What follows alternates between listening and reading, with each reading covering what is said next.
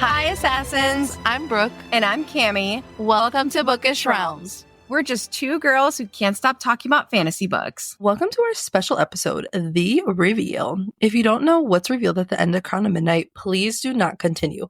We do not want this spoiled for you. What if we told you the clues were there all along? Today we're diving into one of the biggest reveals in Throne of Glass. Selena Sardathian is Aelin Ashriver Galathinius, heir to the throne and the rightful queen of Terrasen. SJM had us all gasping. But looking back, the signs were everywhere. Whether you caught the hints early on or were completely blindsided, this reveal changed everything we thought we knew. We'll revisit key moments, break down the subtle foreshadowing, and explore how this twist fit into the epic arc of the series. This episode will follow chronological order and cover the hints in Throne of Glass and Crown of Midnight. You'll quickly notice that the reveal was hinted at in three major ways: Selena's distinctive eyes, clues about her magic and fae heritage, and comments from characters like Elena, Mort, and Nehemia, who knew her true identity all along. So let's start with Throne of Glass. One of the first hints about Selena's true identity comes early in Throne of Glass during her initial meeting with Dorian in Chapter 2. Here's the scene. "Your Highness," Cale Westfall snapped at her. "What?" Selena asked.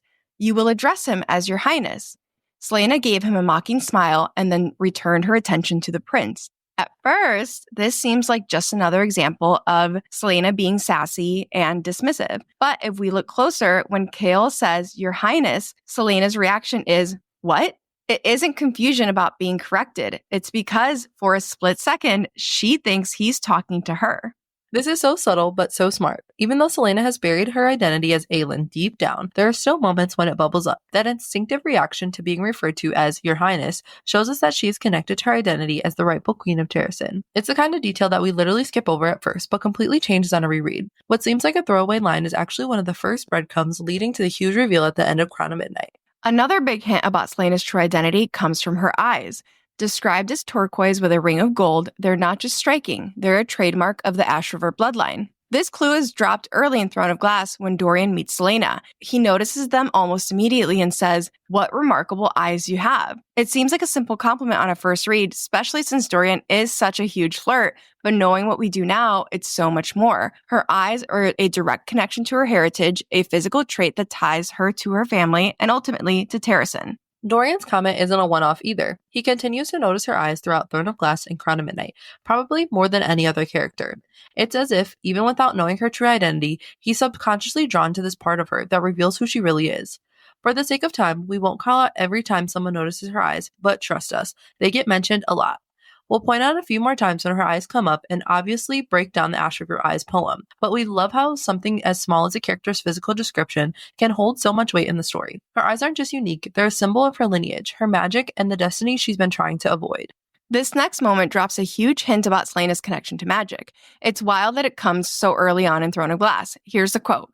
"Many of the magic users who hadn't been burned wound up prisoners in Endovier, and most didn't survive long there. It had been a while since she'd contemplated the gifts she lost, though the memory of her abilities haunted her dreams. Despite the carnage, perhaps it was good that magic had vanished. It was far too dangerous for any sane person to wield. Her gifts might have destroyed her by this point."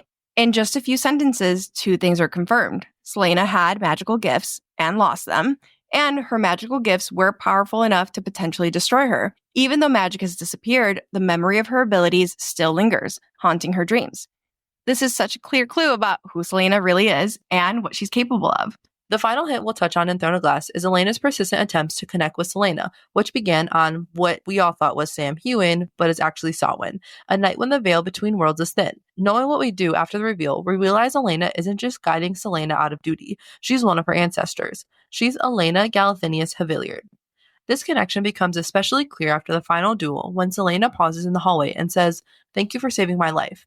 Elena's response, "Blood ties can't be broken." Looking back, this is a huge line. Elena is basically telling us outright that they're related, but on the first read, it just feels like another one of Elena's cryptic, mystical comments. It's one of those breadcrumbs SJM sprinkles throughout the first book. Small enough to go unnoticed, but obvious once you know what to look for. Elena's presence throughout this book isn't random. She's not just a guide or a ghostly friend, she's a piece of Selena's history. And now let's get into the hints in Crown of Midnight. The big reveal that Selena Sardathian is actually Aelin Ashriver Galathinius comes at the end of this book. This is where everything changes. But SGM doesn't just spring it on us. There are clues everywhere. For this section, we'll keep sticking to chronological order and focus on the key moments that hint at Selena's true identity. Some of these hints are pretty obvious when you know what to look for, while others are easy to miss until you go back for a reread. Let's take a closer look at how Crown of Midnight sets the stage for this massive reveal. Get it? Massive. Laugh at my joke. One of the first big hints happens in Chapter 3 during a nightmare. In the nightmare, Selena is running through the darkness, chased by Cain and the Ritterak. She's terrified as she navigates the passageways in her nightmare. But then something happens. Cain whispers her true name. Even though we don't know what the name means yet, it's the first time we get confirmation that Selena has a quote-unquote true name, a part of herself that she's kept hidden away, a name us as readers don't know yet. But again, while you might take note of this on your first read, it doesn't hit until a reread when you realize that the name Cain must have whispered was Aelin Ashura Galathynius. The next moment is such a standout because it's both hilarious and packed with foreshadowing for the reveal. It's the scene where Selena meets Mort, the enchanted talking door knocker, and honestly, Mort steals the show. When he asks her for her name and she says Selena Sardothian, Mort just loses it. He laughs and says, "Oh, that is too funny. The funniest thing I've heard in centuries." It's so clear he knows exactly who she really is, Aelin Ashura Galathynius. Maybe he senses it through some magical connection, or maybe Elena told him, but either way, Mort isn't buying her attempt to hide her true identity. And of course, Selena absolutely hates it. Even as she's walking away, Mort can't help himself. He mutters her name to himself and starts laughing again. Selena's response? She hisses at him and slams the door shut. It's such a funny moment, but also a big clue. Mort's reaction is like a wink to the readers, especially on a reread. This whole going by Selena Sardothian thing doesn't vibe with him, and he lets her know. I love him. I know. When Archer is telling Selena that Aelin Galathynius is like raising an army, Selena's reaction to this whole situation is absolutely priceless. She's like, Aelin Galathynius is dead. She breathes, dead. And then get this. If these people actually claim to have met the heir to the throne, then she had to be an imposter. An imposter, she says, because here's the kicker. The hints are everywhere. Selena knows this woman has to be an imposter because, drumroll, she is Aelin Ashura Galathynius. So the person that's trying to raise an army would have to be an imposter because she's right there, alive in the flesh. But let's talk about Selena's eyes again, because by the end of Crown of Midnight, they're literally the biggest giveaways about her true identity. Her turquoise eyes rimmed with gold are a classic Ashura trait, and SJM makes sure that we notice them. Kale even describes them early on in Crown of Midnight. Quote, "The gold streaks in her turquoise eyes were bright in the afternoon sun." This isn't the first time her eyes get attention. Like we mentioned earlier, Dorian was the first to notice them back in Throne of Glass, and he mentions them several times in his internal monologue.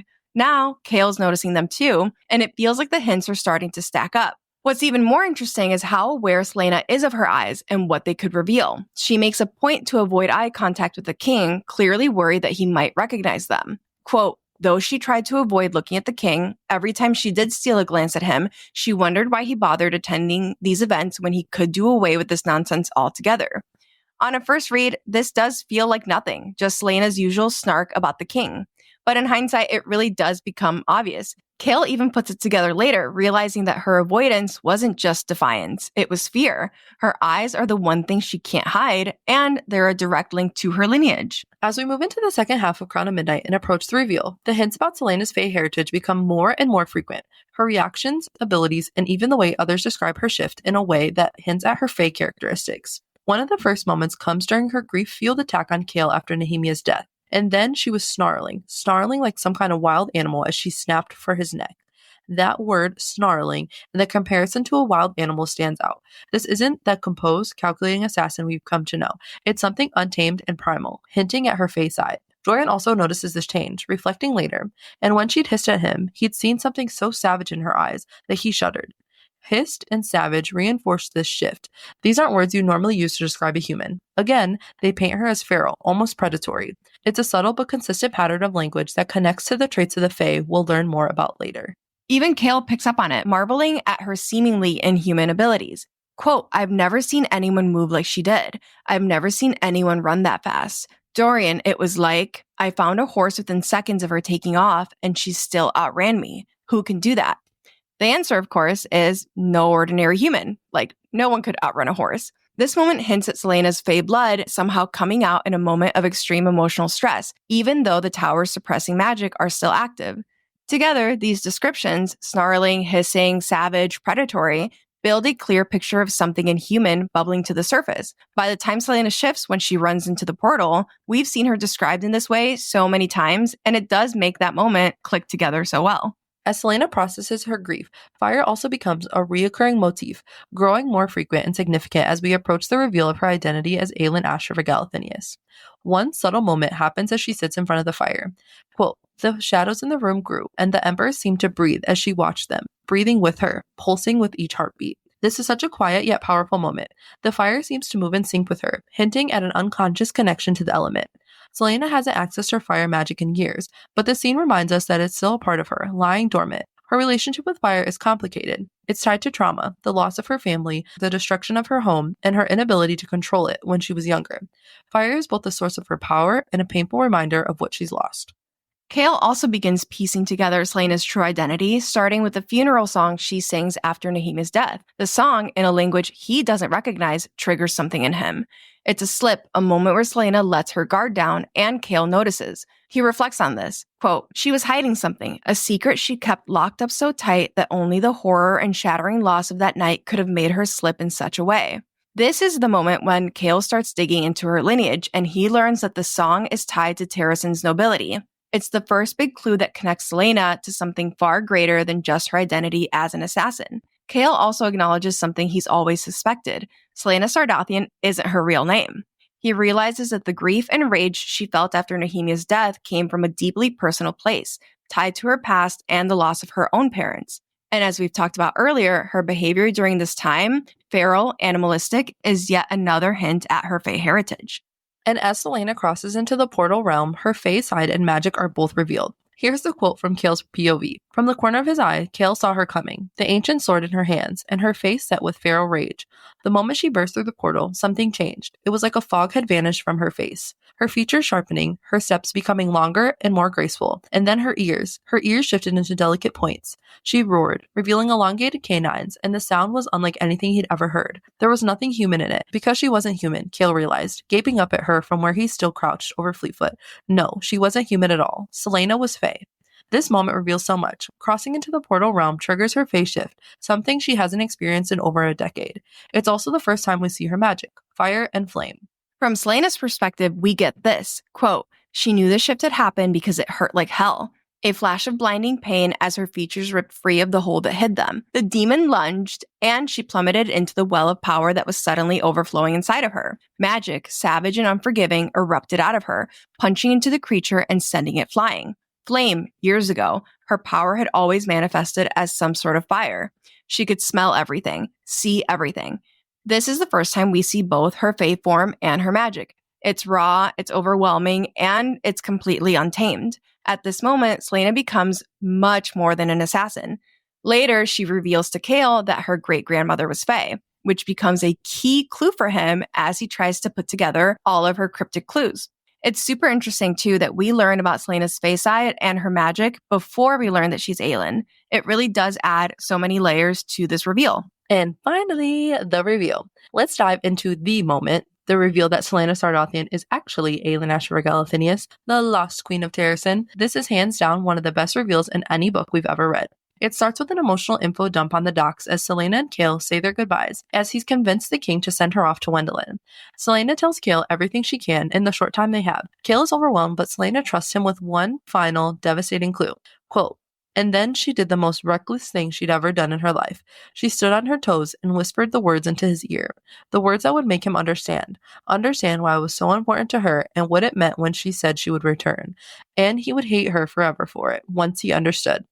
The fact that whispering these words is described as the most reckless thing she'd ever done says everything. Selena has buried her true identity so deeply that even this one piece of herself to Kale feels terrifying. And yet, she needs him to know who she is, even though she fears he won't be able to accept it. Kale begs her to explain, and when she doesn't, he finally says the words he's been holding back. "I love you." Selena can't say it back. She apologizes, knowing what's coming, hoping he'll remember his love for her once he knows the truth about who she is.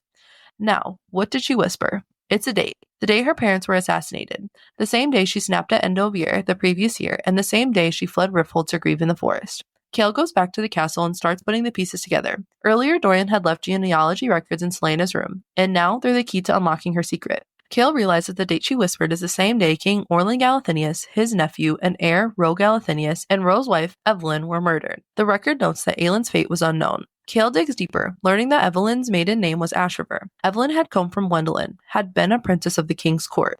Hands shaking, Kale traces the Ashriver line and discovers that Aelin's great-grandmother was Mab, one of the 3 Fae sister queens. He remembers Celaena's earlier words when she explained why she shifted as she entered the portal. My great-grandmother was Fae. But then comes the final undeniable piece of the puzzle, a poem scribbled at the top of the Ashriver family tree. Ashriver eyes, the fairest eyes from legends old, of brightest blue, ringed with gold. It hits him like a ton of bricks. The bright blue eyes ringed with gold, the eyes he's looked into countless times, the eyes Celaena always avoids showing the king. And then the realization, the line that gives us shivers every time. Celaena Sardathian wasn't in league with Aelin Ashriver Galathinius. Celaena Sardathian was Aelin Ashriver Galathinius, heir to the throne and rightful queen of Terrasen. Kale collapses to his knees, the weight of it all hitting him. She's not just Aelin, she's the one person who could stand against the king, who knows the source of his power, and who he has unknowingly sent to Wendelin, to her mother's homeland, her cousin's kingdom, and her aunt's domain. The reveal is masterful. Every tiny detail, the mentions of her eyes, her avoidance of the king, the hints about her lineage, comes flooding back, all clicking into place. It's not just about discovering that Celaena is Aelin, it's about realizing how brilliantly SJM sets this up across 2 books. Honestly, we're still getting shivers just thinking about it.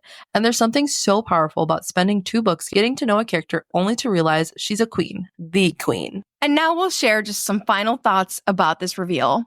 I love this reveal so much because by the time it happens, you're already so invested in Celaena's character and her story. Learning that she's the queen of Terrasen just elevates. I remember sitting and staring at the wall after reading the reveal because even though I could tell something was coming, I didn't know it was going to be that. Like, I did not think that she would be our queen. And getting to know Celaena's thought process, her journey as an assassin, her journey as King's champion, and seeing how she loves and cares for those around her made me so invested in her story and like just so eager to see what she was going to do as Queen of Terrasen. Mm-hmm. Yeah, no, I definitely agree. I think that like when it was revealed that she is who she is, I fucking sat staring at the wall also for like a long period of time because I was like, what do you mean? Like literally, what do you mean? And although I loved the order that I read Throne of Glass in, because I read it in a little bit of a different order. I read Throne of Glass, Crown of Midnight, Heir of Fire, Assassin's Blade, then Queen of Shadows. Like I remember like chomping at the bit to like get to Heir of Fire. I was like, I can't wait to figure out like what happens next. Like because she does get sent into her family's homeland. Like what the fuck is about to happen? And I just remember being like so shocked. Like I was so oblivious to like this happening, but I'm happy it did happen because I love her. She's that girl. She is that girl. I remember, like you said, I think we both have said that we just like sat and stared at the wall. But I think also there's something so amazing about like knowing her for 2 books as like an assassin and like knowing that she has killed people and knowing that she's done what like you would consider to be like horrible things. And like later on when she is about to be reunited with Aedion, like, and how when she starts thinking about like, okay, what if I do take the throne? She knows that these things are things that like she has done that aren't necessarily like queen-like. It's just so beautiful that she is an assassin, but she's also a queen. And it just like that is also like such an amazing part of the reveal. You know, she could have been anything. Yeah. She could have been anything, but she is an assassin. She's the queen. I think it's interesting that you just brought up that point though about how she was saying like she doesn't know if she's right to be queen because doesn't Murdaugh and them say like you can't be the queen because like you were literally Otterlin's assassin? Like I don't know if it's Murtaugh. I know what's his name? I think it's like Darrow is like we're not letting you take the throne. And she uses Evangeline and sends Evangeline and makes Darrow fall in love with Evangeline, and then they let her take the throne. Yeah. That's one of the best parts, but we're not going to talk about it too much because I can't wait to get there. But that wraps up our special episode, The Reveal. We hope you enjoyed revisiting all the moments that led us to meeting our queen, Aelin Ashriver Galathinius. Don't forget to follow us on Instagram and TikTok, where our handle is @BookishRealmsPod. We'd love to hear your thoughts on this episode, so drop us a comment or send us a message. Also, leave us a rating if you liked what you heard. It really helps us out. Join us next week when we wrap up our Crown of Midnight era with our Crown of Midnight Mass First Connections episode, where we break down all of the Mass First connections we found in Crown of Midnight, as well as our crazy speculations and theories. Until then, keep reading, Assassins. Bye!